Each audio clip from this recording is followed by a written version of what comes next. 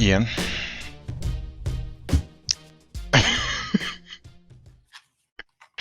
Ladies and gentlemen, for podcast listeners, Ian is striking a match and lighting a single candle in front of him.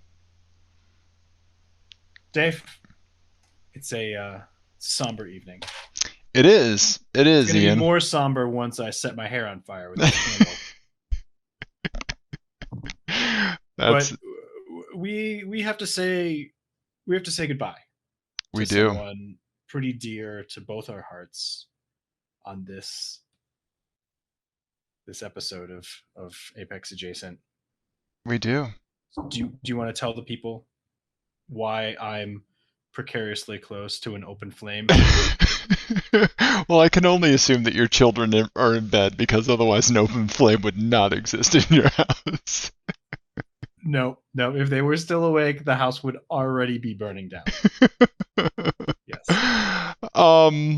Well, everybody listening, everybody watching, I have had a grand total of 3 sobs come into my life so far. Right? I think that both you and I, Ian, can say so far, because So I don't far, think yeah. either of us are ruling it out, right? Right. And now I have had 3 depart my life. Mm-hmm. My beloved Saab Viggen is no more. I mean, we'll get into it, but it suffered a mechanical failure after I spent a lot of money on it. And I would say a pretty spectacular mechanical failure. yes, probably the mechanical failure, right? Yeah, it kind of, I would say, borderline Viking funeral that kind of fits its Scandinavian heritage. Yeah. I'm thankful that there was not fire, Mm-hmm. but so you're making up for that now with your I single did candle. shoot a flaming arrow at it at one point, but that was it. Well, I think the new owner may be a little mad about that. Yeah. So let's explain what happened. Sure. Yeah, let's get into it. So we were very excited to participate in one of the EMIC track days at High Plains Raceway on April 25th. This is our first track day since before the pandemic. Yeah, right? I did one during the pandemic, but that's right. You did one with PETA. That's right. I couldn't make that one because I didn't have the Viggen ready for anything. Right. But yeah, I hadn't been on a track in a long time. Hadn't been karting, anything like that, And so we were very excited. I poured a bunch of money into getting the Viggen worked on at High Plains Raceway, all the engine stuff, and my whole philosophy with the Viggen, in its current, very rusty state, was that it had a limited lifespan, right? Yep. That eventually rust was going to take it. There's no two ways about it, And the this is basically the someone is in hospice, fuck it, let them eat cheeseburgers for every meal sort of approach to life. Yes. That's a great way to put it, right? You get the ice cream, you get the beer, right? Mm-hmm. Yeah. So it had a bananas turbo engine, a really fun transmission, heaps of rust. Mm-hmm. Why not just track it like crazy and live out the rest of its life until a strut tower pops through, a strut pops through a rusty strut tower, right? Yeah. That seemed like sound logic to me, which probably should have been your first indication that you were like, you know what, that's not a bad idea, Dave. That's what you should be like. Hey. I need a red flag to wave on this show. Right? When Ian agrees it's a bad decision. Yeah. We also had pretty grand plans for this track day. So we had this idea where we would take each other out in laps in our cars, in our respective cars, you in the Saab and me in the Volkswagen. And then we would switch and let Mm-hmm. the other person drive the other person's car. Right. Right. Um, And record the whole thing. yep. Right. And yeah, and so we made it not very far into that shooting schedule, because this was like basically the first mm-hmm. session Yeah. that we were there. We went out, we did what, 3 hot laps maybe? I think maybe 4. Yeah. 3 or 4. Yeah. Yeah, with you at the wheel. Uh-huh. Yep. Um, and me being a terrible passenger. And then we were heading up turn 7, which is High Plains Drifter. Uh-huh. And I said, "What's that noise?" Uh-huh. Yeah, we And heard a noise. yeah, and I thought it was like an exhaust leak, or your exhaust fell off or something, because it was, it's under full throttle and we were going pretty fast, so it's hard to hear. Yeah. Windows Yeah. were down. There's a lot of buffeting. And we have helmets on, and then we slow down for the hairpin, and you let the clutch out. Uh-huh. And as you let the clutch out and the engine revs up, we were like, "Oh, Yep, we lost power steering going into a hairpin because yeah." the Well, car had essentially died. yeah, I looked over and the engine was off. Right. All the gauges were down. Yeah, and there was the light came on or whatever. But you were letting the clutch back out, and so you basically jump started the car. Yes. Yeah. And then it went, which is, it turns out, not the noise that you're supposed to hear out of a Saab. Right. It's supposed to usually, right? Yeah, not supposed to hear. So we knew something was very wrong. So we limped it to a straightaway, parked on the inside, and got a hold of the flag people. They came around with the tow truck and towed us into the paddock, where, and I have to say, how early do you think I knew? I think I knew instantly what had happened. Oh yeah, I mean, we said it to the tow truck driver. We knew what it was because we could hear it. We could hear it as we were coasting to a stop. You could hear it, the idle. I mean, it was a bottom end sound. Yep. That was like, it's unmistakable. Yep. Because it sounds so expensive in your ears. Yes. Yes. Yeah. Yeah. Dollar signs leave your soul when that happens, right? And I will say that the one bright side that I can think of for all of this is that you will, without a doubt, be a driver's meeting anecdote as well. Yeah, I will because of my idiotic tow hook camera that I hooked up and forgot to take off. I had this genius idea of turning the tow hook into a camera holder. That's great on the way out to the track.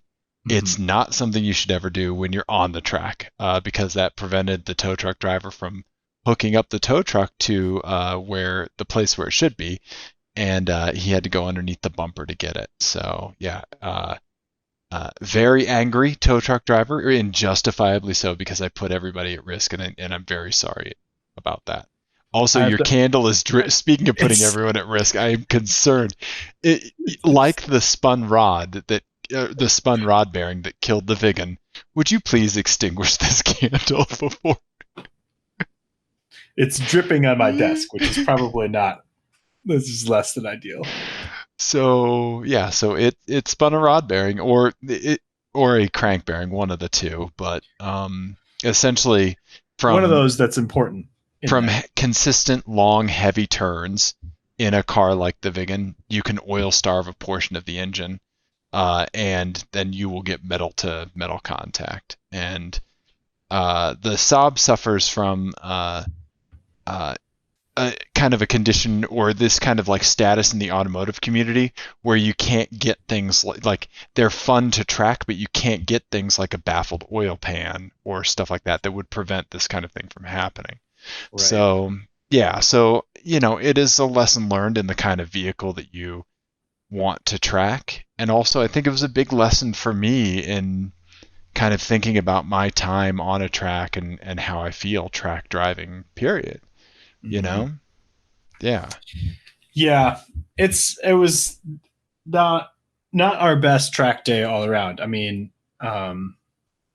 PETA didn't get the M3 out Yeah. and brought the brought the Volvo and had kind of a scary oil leak happen that Right. turned out to be totally fine, but Right.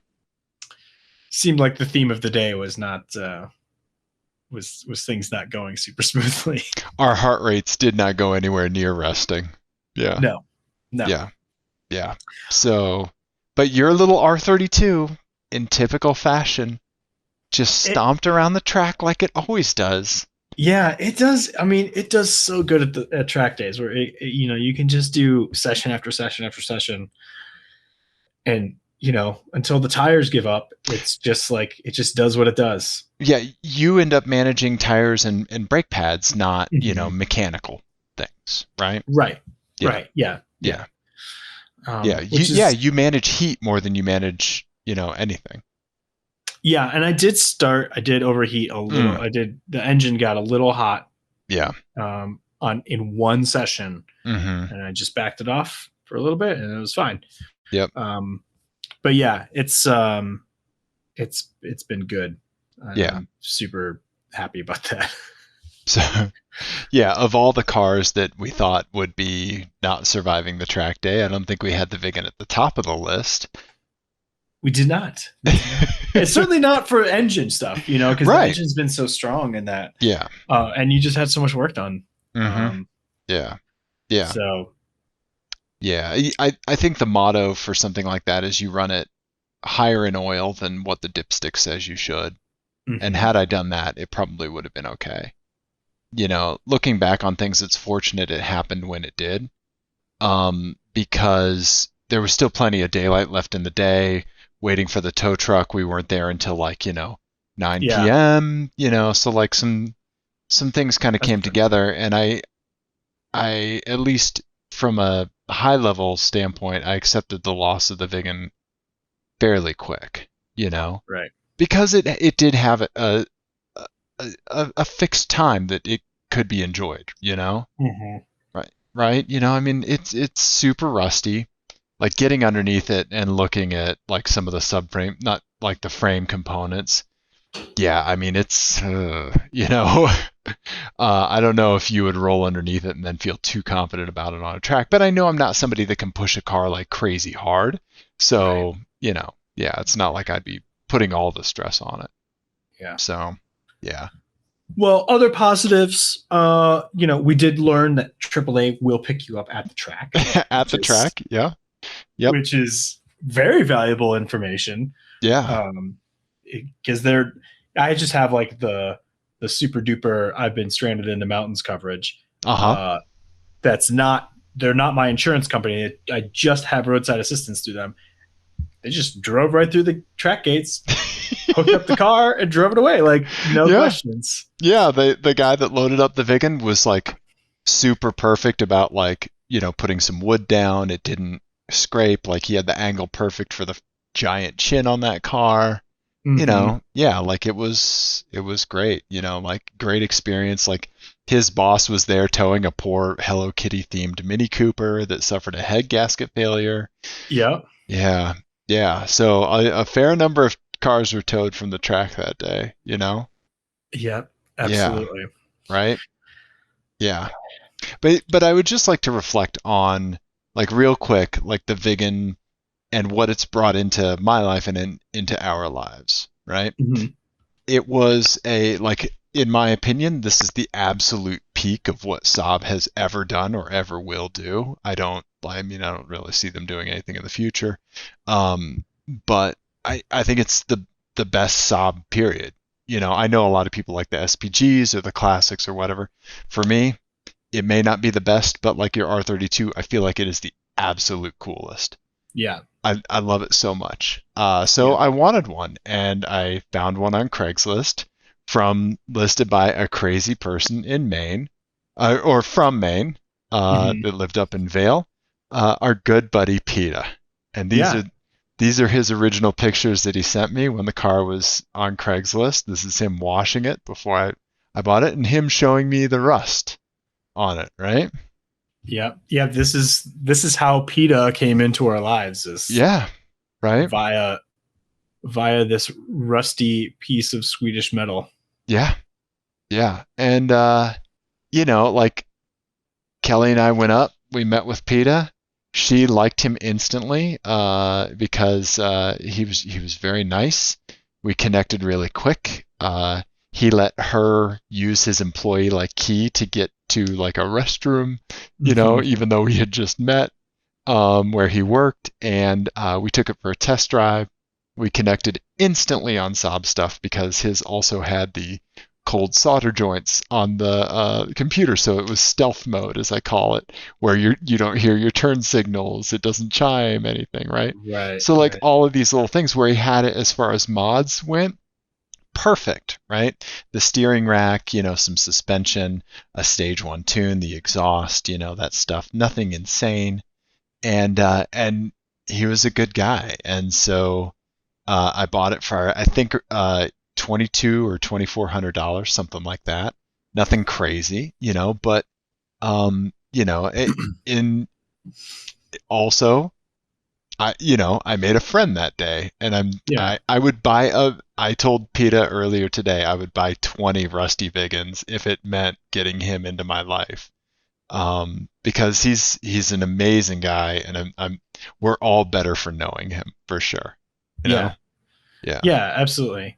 I just love that you have spent also the like an order of magnitude less than what you have just keeping it running these last few years. hmm Yeah, but I mean, with a car like that, you need to expect it, right? Yeah. Yeah, Yeah. because a budget track car is never that, right? You Right. know, That's not a thing that exists. Yeah. right? But you know, I loved it. It photographs very nicely. Mm-hmm. It was a great car. There's nothing quite like that transmission and engine combo. Um, I'm so thankful that you got to drive it. Um, yeah, Yeah. on cold tires, but still, like, you got to drive it. You rode with me on the I'm track. very thankful that I wasn't driving it when the engine let go. It would have been just the same, buddy. It would because I don't know.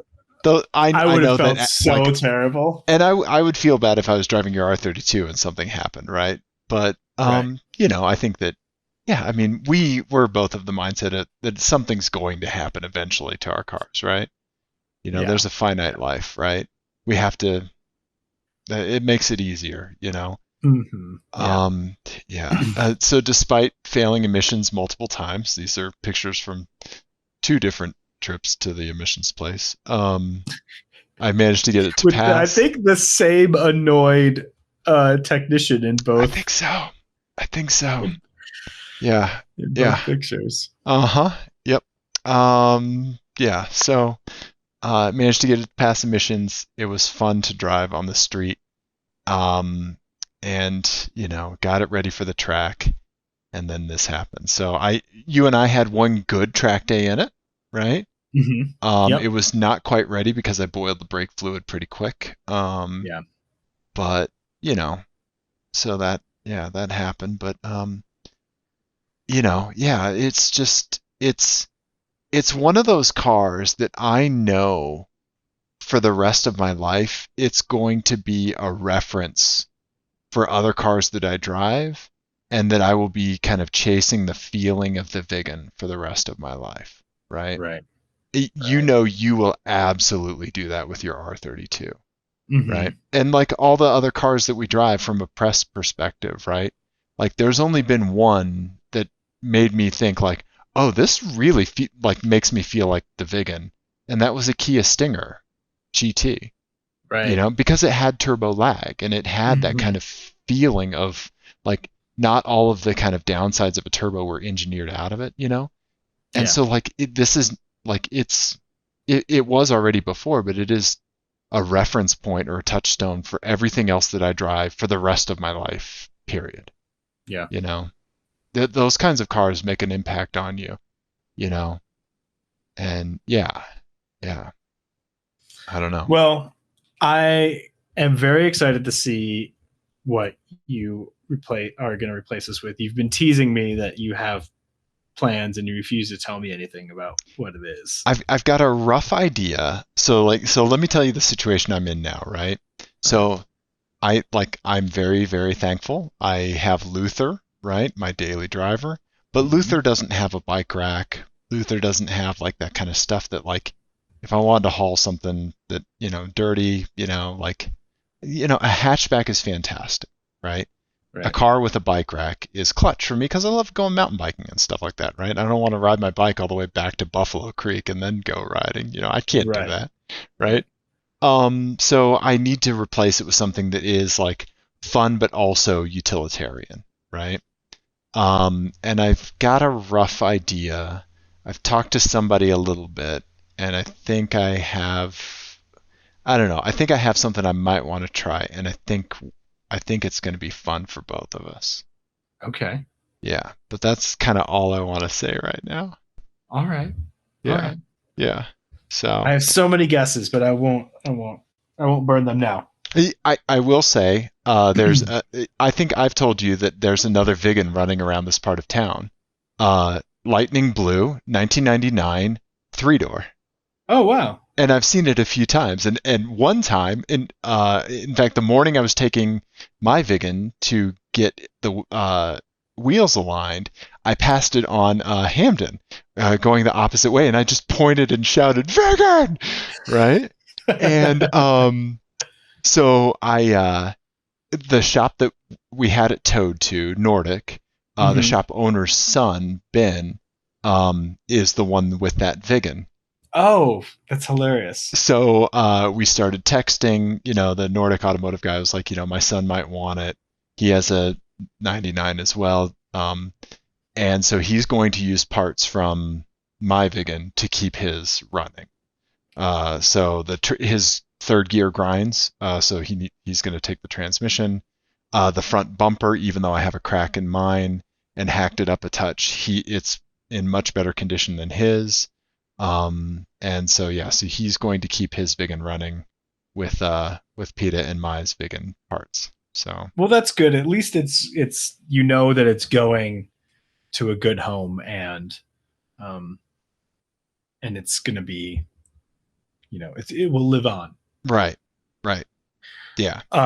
I saw a ghost today actually because I saw a Turbo X Sport Combi. No way, really? Drive by me, and I don't know if it was mine. Oh wow! You couldn't see if it was a Turbo X. Right, exactly. Yeah. I don't know if it was a Turbo X. I know there's another one or two of them in Denver. Okay. So I don't know if I just happened to see one of the functional ones. Yeah. But I just thought it was funny that I saw that today. Yeah. When we were recording the Ghost Viggen episode. Yeah. Uh-huh. Wow, that's really funny. Mm-hmm. God. Okay. Yeah. So besides your R32, like what car have you driven that you think is going to be like a reference point for the rest of your life? Something that you've owned that you like, that I lived with? Yeah. I think the only other one is the SHO. Like that's the only other one that I like think about on a regular basis of just like how like fast and cushy it was all at the same time. Yeah. And just like how often it surprised people from like a lot of different perspectives, like just telling people this is a 1991 and they'd be like, what? Okay. Like power seats and yep, all that sort of stuff. Like it just it was just such a cool car. Yeah. Very sticky, right? Yeah. Mentally. Yeah. Mm-hmm. Yeah, for sure. And physically. So a lot of the plastics were starting to deteriorate. And so some of it was very sticky, literally. Gotcha. Yeah, there's a few cars that have kind of crossed that threshold for us collectively, like the Lexus GSF, Yep. I know the M5, a lot of stuff has kind of come in for you, the Giulia Quadrifiglio. Yes, I know. Yes.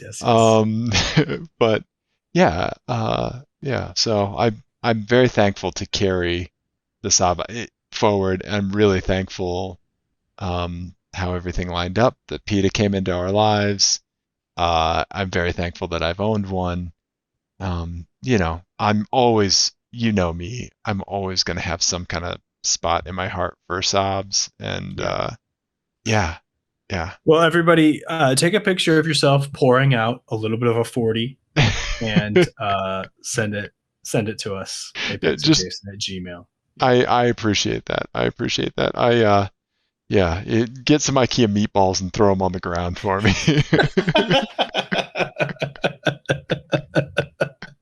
They just get them at the checkout and they're like, "This is for Dave." Oh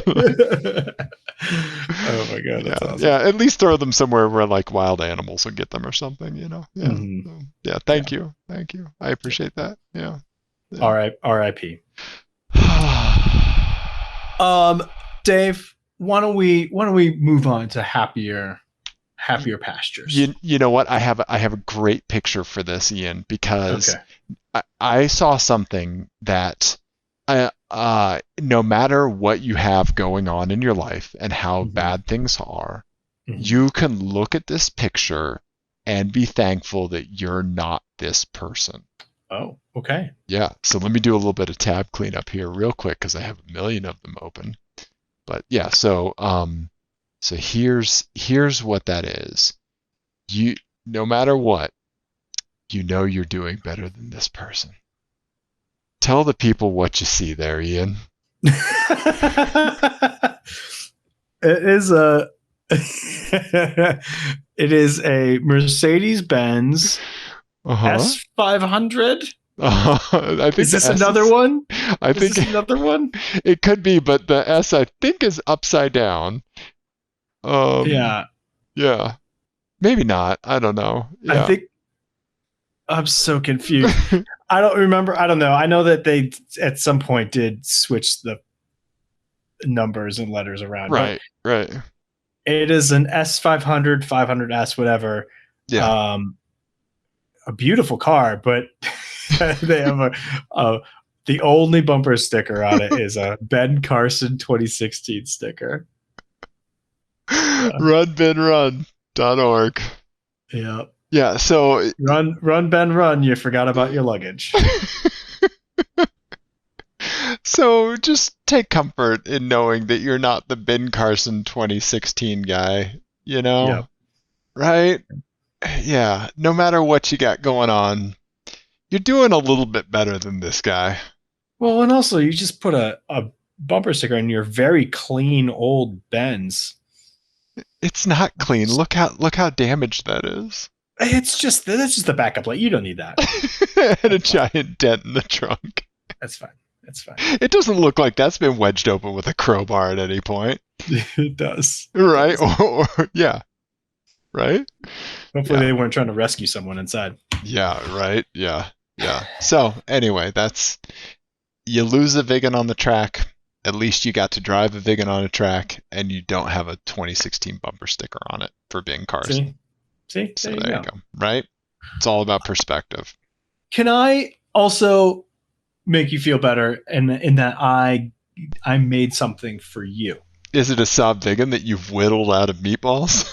It is not. Okay. I started to, but then I ate the meatballs. This is a themed license plate game. Oh, okay. And to get us in the spirit, I'm going to start with My Eyes. It's all in the Dave Don't Look folder. Okay. I'm currently looking in the Dave Don't Look folder. So let's start off with We Get It, which is one of the picture names in there. This is a thing that I saw on the street the other day. Okay. All right. And it's a BMW M6 Grand Coupe.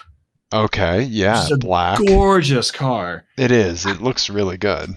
I want to draw your attention to the novelty license plate in the front window. Oh boy. Okay, so it has Ohio temp tags, but this says, it has a pretend vanity plate that says paid cash M6 Grand Coupe, Colorado. Ugh. Right? Wow. Just the worst. You're exactly right. Ugh, we get it. Okay, you have money. Congratulations.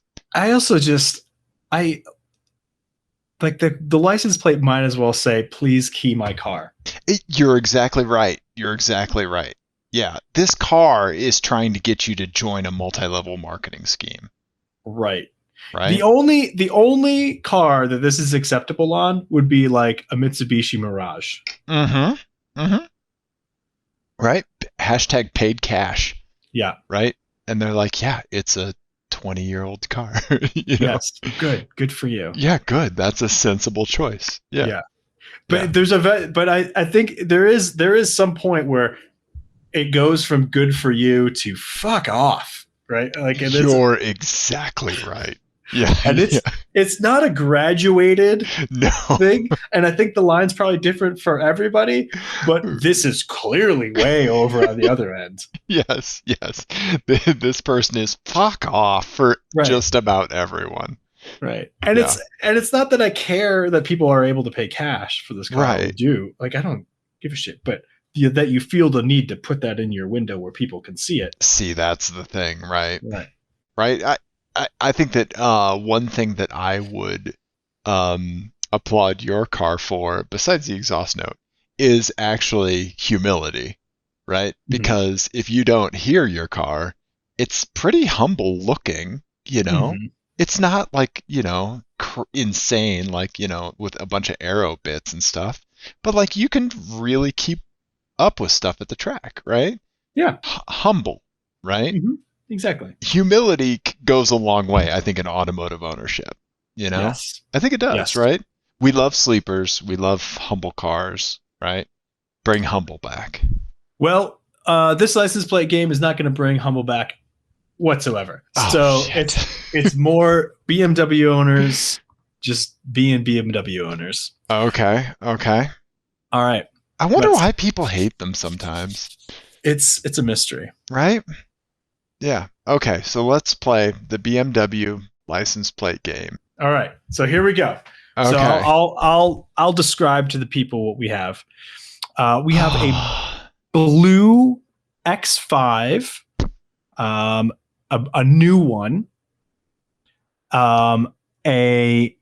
what is this? An X6 M40i. Oh, I think it's the 4. The X4 M40i. Oh, it is. Yeah. You're right. It is an X4. You're right. Yep. And then we have a 535. Yeah. Okay. And the license plates are it's an X-Drive. Yep. The license plates are. Go ahead. M-Time, M-T-Y-M-E. Mm-hmm. Angel Love, which is a very uncharacteristic. Mm-hmm. And then this one, oh my god, RCH1, Rich One. Okay, God, that is one of the douchiest license plates I've ever seen. Yes. Ian, I hate to say it, but I think this one might be easy. Okay. I'm going to go with M-Time for the only M-badged car on here, for the 4, right? Mm-hmm. The X4. Mm-hmm. Arguably the worst, thing to ever wear an M-badge, right? Yeah. Rich One for the 535? Is that it? It is a 535. Yes. And then I have no fucking clue why, but Angel Love for the bananas person in the X5. You have nailed it. No way. You got it. Ah, these people, man. I thought maybe you might get tripped up because I believe the 535 might have the M Sport package. Okay. And also people just put M stuff on whatever. Yes, they do.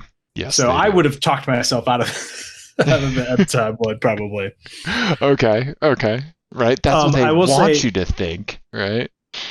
The Rich One, I drove around the block because I saw it and then had to drive around the block and park and get out and go take a picture of it because I was like, holy shit. This fucking guy.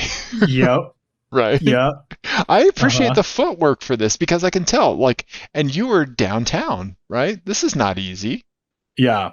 Yeah. There Yeah. was a bunch of one ways I had to navigate to get back to it, but it was well worth it Yep. because Wow. Rich one. it had to Yeah, be documented. you're exactly. Also, I love that, like, it's rich one, but like, there's obviously a well-worn ding on the rear bumper. Like, Mm-hmm. right? You're not a rich one. You'd get that fixed if you were, right? Right. And also, that's not something a rich person would have on their plate. Like, It's also like the third most expensive 5 Series option. right, right, right. Yeah, so nice flex. Like, I this is the guess. equivalent of that, like, TikTok or Instagram Reels that's going around where, like, the dude, like, crushes an egg in his bicep, and he's like, Uh-huh. "Raw," and then, like, the little skinny girl, like, does it as well, and she's like, "Oh." Yep. Yeah, like, Yep. yeah, that's not the flex you think it is. Yeah. Yep. Yeah. So thank you for the license plate game, Ian. Thank You're you. welcome. I'm glad I could finally contribute one. Thank you for showing me people I would never be friends with. Right. Yeah. Yeah, we. Yeah. Mm-hmm. Speaking of throwing M badges on fucking anything, here's a picture from PETA. Speaking of that old bag of nails, here's a Volkswagen GTI that somebody just tacked an M badge on the back of. I love it. I think you showed this to us already, Did didn't you? I? Oh, I okay. think I so. must have. Okay. Yeah. That's Yeah. fine. I like it. I like that when it's like just enough, like, don't give a fuck, that it's like, it's fine, you get a pass, Yep. right? Because Yep. it's probably meta at this point. This is probably commenting on people putting M badges on everything, Yep. right? Absolutely. Yeah. So there we go. Yep. There we go. Okay. All right. Um. You have something written down in the talkabouts that says Ian's worst nightmare, and I need to know what this is about. Speaking of BMWs, my wife and I were tooling around the other day. We Mm-hmm. saw this on the highway, and she gracefully accepted the task of taking a picture of it. Okay. Ian, do you want to sleep tonight? I don't. I never do. So you might as well just ruin it for me now. Okay, all right. Maybe if you have some work you need to do, I don't know. Yeah, play some video games because sleep is going to be kind of far after you see this. Ian, I think I've seen this around before. you're looking at a BMW X6 limousine. They should have put an M badge on it. Yeah, and on top of that, it does not look good. Like, No, it looks like I made it. it does. It does. There is some very questionable, sheet metal work on this thing. Yeah. Yeah, yeah. I will say I think it's vastly improved. I think I think you're right. I think it's better than a normal M6 or Right. X6. Yeah. Right. I think it makes sense. It makes more sense now. However, the idea of a hatchback on a limousine is just the most hilarious thing to me. Right. Right? Yeah. Yeah, where do you put the hot tub? Right. Yeah. It Yeah. doesn't make it's very weird to see a hatchback shape on a, on a limousine. Yeah. No, but I think that you're right. Like, when it comes to like doing stuff like this to certain cars, like, the only thing you could do to make an X6 worse is to, pretend it's an M, or to try to like sport car it up, right? Right. You know? I mean this is clearly an abomination. But most limos are like Right. they're Right. vulgar and stupid. Right. But it's not like I'm not like, oh, they ruined one. You know? Right, right. Oh no, they took a BMW X6 out of circulation. Right, right. What's that Bill Hicks joke about somebody taking LSD and thinking that they could fly, so they jump off a building, right? And he's like, Uh-huh. "Oh no, the world lost another doorknob." Like, this guy didn't think to start from the ground first. Yeah.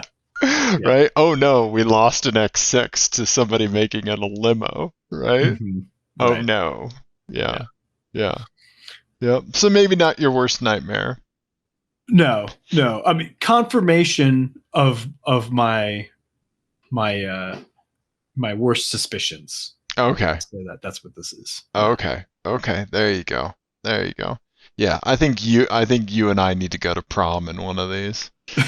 I'm sure it'll be my best prom memory ever. Probably. The low bar to clear. Yeah, mine too. Mine Yeah. too. Yeah. I had a broken foot for my prom. Did you really? Yeah, Oh you had to yeah, hop around. Also, I I can't see sure you did. dancing ever. Well, the having the broken foot in one respect was helpful with that because then it made joke dancing a lot easier. Okay, sure, sure. Because then it wasn't like, oh, he's not like trying to dance well. Right, right, Right. right. I like that. You got to It was a pass. literal handicap, a literal and metaphorical handicap I like preventing that. from. I like Yeah. that. Nice. Nice, man. Yeah. All right. Oh, Oh, we're sleepy. we're Well, sleepy. let's do a couple more my eyes, Okay. and Yeah. then let's put a pin in a somber episode. Okay. Okay. I have some fun stuff to look at. Okay. My wife and I saw this while we were driving the other day. This is a Cadillac Alante, right? Um, Yes. is this where the third light went on those things? Look at that. The I don't know. Yeah, That's a good question. I just now noticed it. It's very brown and has a bunch of stripes on it And a because trailer hitch. and a trailer hitch because it is marked as an Indianapolis 500 version. Oh, whoa. So not the pace car, but it just says Indianapolis 500. Because the pace Hmm. car looked different. The pace car, I think, was whitish or red and had a brown stripe or something like that. Yeah, Right. yeah, Right. I'm trying to find a good picture of the rear. yeah. Um, that is really interesting though. Isn't it? Yeah. So the proper pace cars were they. Oh yeah, they had a red one, and then they had a cream colored one. But this brown one with the weird graphics on it isn't something that I've seen before. Yeah, it looks like the convertibles, Uh-huh. all of them have had that as the third taillight. I never Oh, noticed that weird. before. Yeah, me neither. Never noticed that.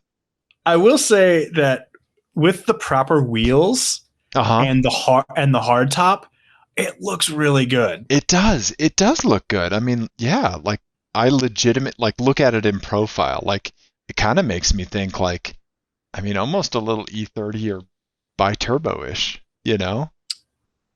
Yeah, for sure. Well, and I think it was this designed? Oh, it was designed by Pininfarina. Yeah, yeah. Yep. Yeah, Right? interesting. Yeah, but I did a bunch of searching for the brown kind of like weird graphics package that this one had. Hmm. Yeah, didn't see it. So I don't know if that's like a custom paint job. I don't think it is. I don't know. Yeah, they might have. It might have been like a like a dealer thing.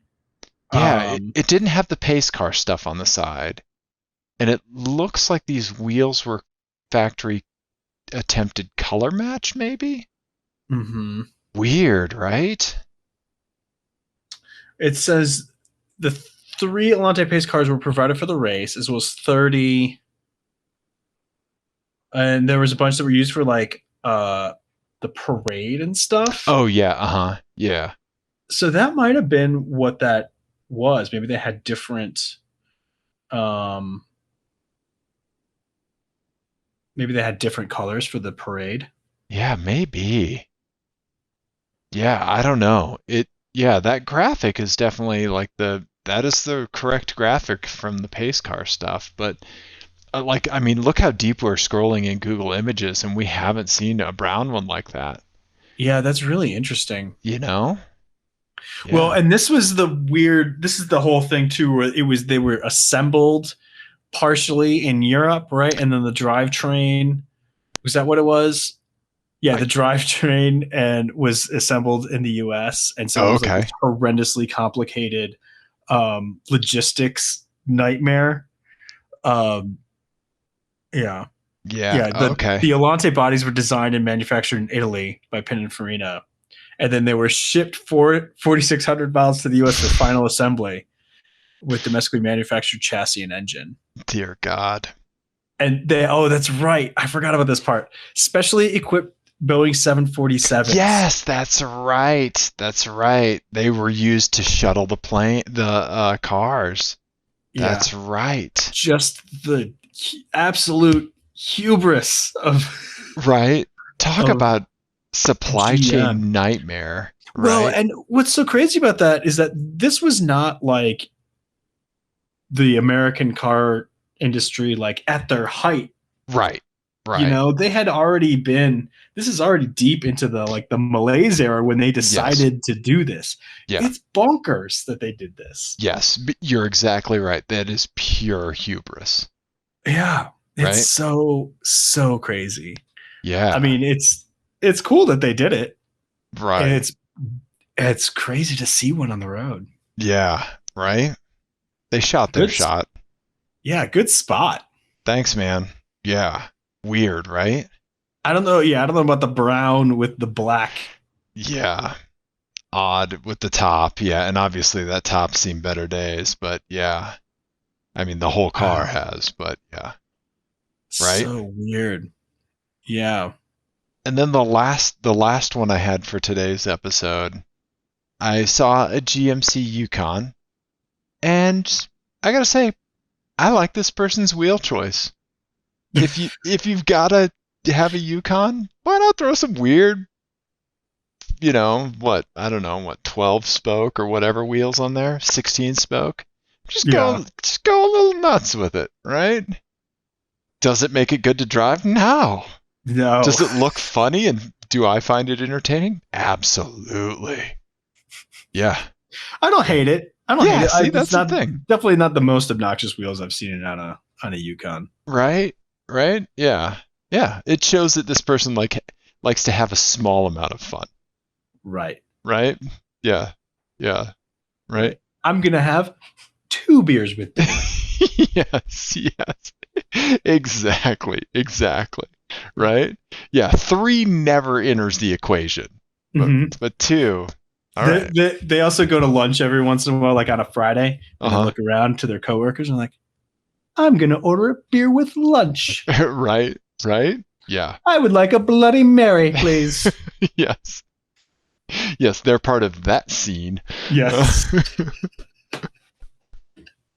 Uh-huh. Yeah. So there you go. That's what I've seen lately. You know? Our listener, Paul Christensen, sent this in. Speaking of GM stuff, look at this Buick Riviera and look at the bananas wheels that it's on. Yeah. It's the Right. Or the Riata or whatever it Riata, is. right? Yeah, I think Regatta? so. I think so. The rain gutter regatta. Riata. Yeah, that's it. Buick Riata. There's one of those that lives down the street from me Oh yeah, that's right. in like a light blue. Oh It's really cool looking. yeah. I like it in that color actually. Yeah, and I like the missing center cap on the back wheel. Yeah, I'm not wild about those wheels on that car. I don't think it's a good match, but It, yeah, it's not, so I think it is, right? mhm, Right? right. Just go for it. Just go nuts, man. Yeah. My fucking Viggen blew up. Just find some goddamn joy in the world, people. Don't let anybody tell you what to do. Don't let anybody tell you how to enjoy your Buick Rain Gutter Regatta. Just fucking do it. I don't care. Oh, Dave, I love you so much.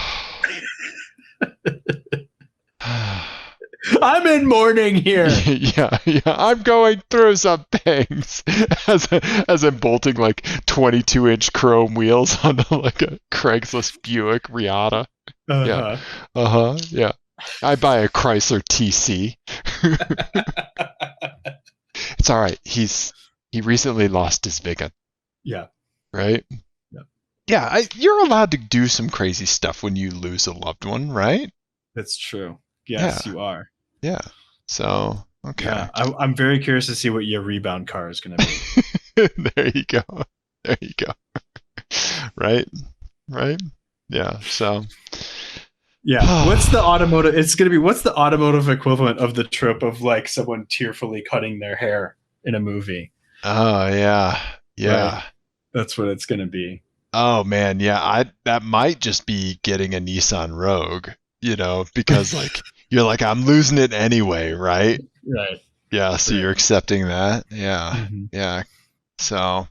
Yeah, that's accepting your fate, and I think accepting your fate is a Nissan Rogue. Right. Yes, the most fatalistic car. Yeah. Well, Dave, we did a car show. It wasn't the most joyous car show we've ever done. It wasn't the car show we thought we'd be doing tonight, huh? No. Yeah. No. But you know what? We'll have more updates next time. So next week will be our interview with Patrick George, which we have already recorded, and it was delightful. Oh man, we had a great time. Yes, so make sure that you stick around for that, and then the week after that, we should be back to normal programming, and I will have updates from a champ car race that I'm doing this weekend in Oklahoma. That's right. Safe travels, Ian. Yeah. Thank you. Yeah. What's your rental? I don't know. I have rented a Buick Regal or similar. Oh, okay. All right. So I'm hoping for or similar. Okay. Yeah. And if you want to do some phone-ins from the road, I'm more than happy to do that. Oh, okay. Yeah. Maybe I'll just call the hotline and leave some rambling voicemails for us to listen back to. I'm into that. What is that hotline, Dave? You know what? I just dropped that. Dropped it. I was hoping you were going to pick it up. That hotline. Yeah. See, this is my mental state.